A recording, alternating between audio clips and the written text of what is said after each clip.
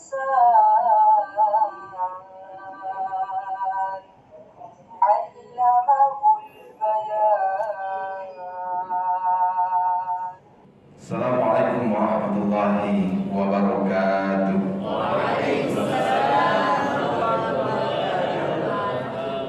Alhamdulillah, salatu wassalamu ala rasulillah wa ala alihi wa sahbihi ajma'in, amma ba'd. Hadirin hadirat jamaah salat zuhur yang dimuliakan Allah Subhanahu wa taala. Bulan ini adalah bulan Ramadan, bulan yang penuh dengan kemuliaan, bulan yang penuh dengan ampunan, bulan di mana amal ibadah kita yudha'afu fihi al-amal. Allah melipat gandakan pahala di bulan Ramadan ini. Nah, pertanyaannya sekarang, untuk mendapatkan rahmat Allah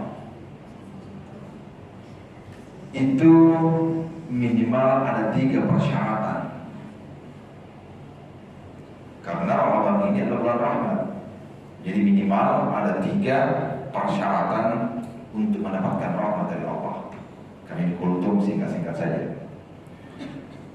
Merujuk kepada surah Al-Baqarah, Allah Subhanahu wa taala berfirman, "Innal ladzina amanu wal ladzina hajaru wa jahadu fi sabilillah ulaika yarjuna rahmatallah wallahu ghafurur rahim." Syarat yang pertama menurut ayat ini untuk mendapatkan rahmat dari Allah harus beriman. Harus beriman. Beriman apakah cukup hanya di lisan saja? Tidak. Mungkin saja di antara kita mengatakan saya beriman, Ustaz. Tapi itu hanya pengucapan. Berapa banyak yang mengatakan wa minan nasi may yaqulu amanna? Di antara manusia yang mengatakan beriman. Tapi kata Allah wa ma hum bimu'minin. Mereka sebenarnya belum beriman. Ajakan di bulan Ramadan ini untuk melaksanakan puasa adalah ajakan kepada orang yang beriman. Kenapa harus orang beriman? Karena orang beriman inilah yang sudah terseleksi, sudah tersaring untuk bisa melaksanakan ibadah puasa. Makanya orang yang berpuasa itu diberikan 2 kenikmatan. Lis-shaimi farhatan. Bagi orang yang berpuasa diberikan 2 kenikmatan, 2 kegembiraan. Farhatun 'indal iftar, kegembiraan pada saat ia berbuka, wa farhatun 'inda liqa'i rabbih, dan kegembiraan pada saat bertemu dengan Tuhannya. Nah, saya mau tanya dulu kepada teman-teman semuanya. Pada saat kita berbuka nikmat tidak? Nikmat ya? Nikmat bagi orang yang berpuasa. Tergantung menunya. Kalau menunya jalan potet pasti senang.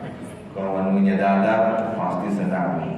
Kalau menunya senang dan nikmat. Nikmat pada saat kita berbuka, jawabannya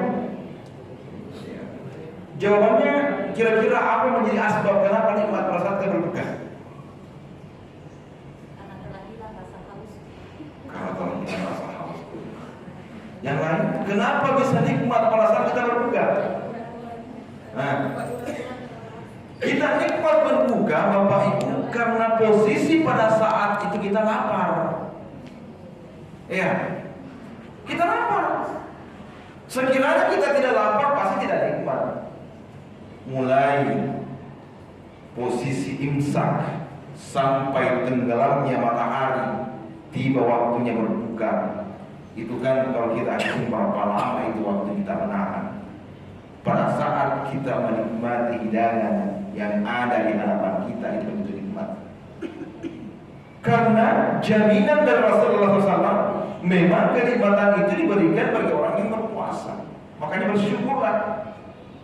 Kita menahan rasa lapar, menahan dahaga di siang hari, tapi laparnya dan dahaganya kita itu berpahala di sisi Allah Subhanahu wa taala. Itu kehebatan orang yang berpuasa dan kemuliaan di bulan Ramadan. Ini yang pertama, bagi orang yang beriman yang bisa mendapatkan rahmat dari Allah Subhanahu wa taala. Saya kembali sedikit mengulang tentang iman ini. Jadi iman ini bukan hanya pengakuan di lisan saja. Jadi iman ini ya berkembang lagi. Minimal ada 3 indikator dikatakan orang beriman. Yang pertama, iman itu harus diyakini. Ya, harus diyakini. Harus diakui. Kemudian yang kedua, harus dibuktikan dengan perbuatan, harus dibuktikan dengan perilaku. Kemudian yang ketiga,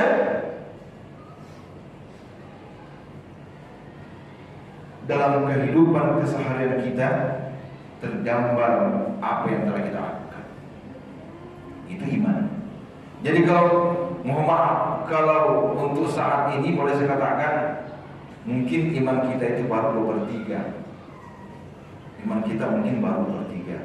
Kita sudah ucapkan di lisan, kita sudah yakin dalam hati, tetapi belum tentu kita lakukan dalam perbuatan, dalam bentuk perbuatan. Puasa itu kita sudah yakin bahwa itu perintah dari Allah, tapi betapa banyak orang yang tidak melaksanakan puasa. Berarti kategori berimannya belum. Ya kan? Saya mengatakan saja saya beriman, tetapi pada saat kita masuk di masjid lupa berdoa, berarti posisi di lisan itu belum teraplikasi. Saya mengatakan diri saya beriman, tapi masih senang ngegosip, ya kan? Kesana kemana, ya kan? Masih senang menceritakan kejelekan orang lain. Itu kan belum kategori beriman dengan sempurna. Jadi iman secara totalitas diucapkan dengan lisan, diyakini dalam hati, dan dilakukan dalam kehidupan keseharian kita. Itu iman. Lewat hidupnya. Kemudian yang kedua, untuk mendapatkan rahmat dari Allah Subhanahu wa taala, di ayat yang saya bacakan, walladzina hajaru, bukan hajar, wa hajaru, orang yang berhijrah. Ini kata hijrah ini kan tren untuk belakangan ini. Para artis-artis kita hijrah. Iya. Kalau hijrah itu kalau saya bahasakan dengan bahasa sederhana itu taubat sebenarnya. Jadi hijrah itu sebenarnya kalau saya itu bahasa sederhananya taubat. Kenapa? Karena hijrah secara definisi kan berpindah dari tempat yang buruk ke tempat yang lebih baik. Begitu pula kan adanya taubat. Taubat itu kembali kepada Allah dari jalan yang dimurkai ke jalan yang diridhoi. Kan sama. Ya kan? Sama. Jadi orang yang memperbanyak istighfarnya di bulan Ramadan ini, memperbanyak taubatnya di bulan Ramadan ini, bukan hanya dosa kepada Allah, tapi dosa juga kepada sesama. Dosa kepada Allah minimal 4 syarat. Yang pertama, niat yang ikhlas untuk kembali ke jalan yang benar. Yang kedua, menyesali dosa yang pernah kita lakukan. Menyesal, ya. Menyesal bahwa yang pernah kita lakukan, hal yang pernah kita kerjakan itu adalah sebuah dosa. Kita menyesali. Kemudian yang ketiga, memperbanyak istighfar. Memperbanyak kalimat istighfar. Kemudian yang keempat, mengganti keburukan dengan kebaikan yang pernah kita lakukan. Minimal 4 ini untuk syarat diterimanya taubat. Tetapi itu dosa berhubungan dengan Allah. Bagaimana dosa dengan berhubungan sesama kita? Ditambah lagi ada persyaratan. Persyaratan yang pertama, kita harus datang minta maaf pada orang yang bersangkutan yang pernah kita sakiti hatinya. Jadi teman-teman yang pernah menyakiti hati seseorang, datang minta maaf, ya kan? Datang minta maaf. Tapi itu baru satu persyaratan. Persyaratan yang kedua ini yang berat. Apa itu? Pada saat kita minta maaf kepada saudara-saudara kita harus sebutkan. Maka kewajiban yang pernah menzalimi saudaranya wajib untuk mengganti ketika barang yang telah diambil. Nah, kalau kita kembalikan kondisi saat ini, kembalikan kondisi negara kita bagaimana kira-kira kalau ada hal seperti ini? Dia harus minta maaf kepada seluruh rakyat Indonesia. Saya kira ini barangkali yang saya sampaikan pada waktu yang singkat ini. Mudah-mudahan ada manfaatnya. Dan untuk meraih rahmat dari Allah Subhanahu wa taala, syarat yang pertama beriman, kemudian syarat yang kedua walladzina hajaru adalah taubat, dan yang ketiga wajahadu fi sabilillah, orang yang bersungguh-sungguh di jalan Allah. Mudah-mudahan ketiga syarat ini bisa kita aplikasikan dalam kehidupan keseharian kita dan kita bisa meraih rahmat dari Allah Subhanahu wa taala.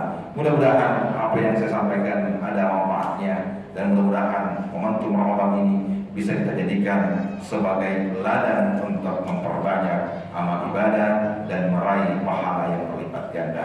Mumpun teman-teman semua masih ada beberapa Ramadan yang akan datang, masih ada kesempatan untuk bertaubat, masih ada kesempatan untuk meraih rahmat, masih ada kesempatan untuk mendapatkan kemuliaan di akhir-akhir Ramadan. Sekian dan terima kasih. Wabillahi taufiq was sa'adah. Assalamualaikum warahmatullahi wabarakatuh. Waalaikumsalam.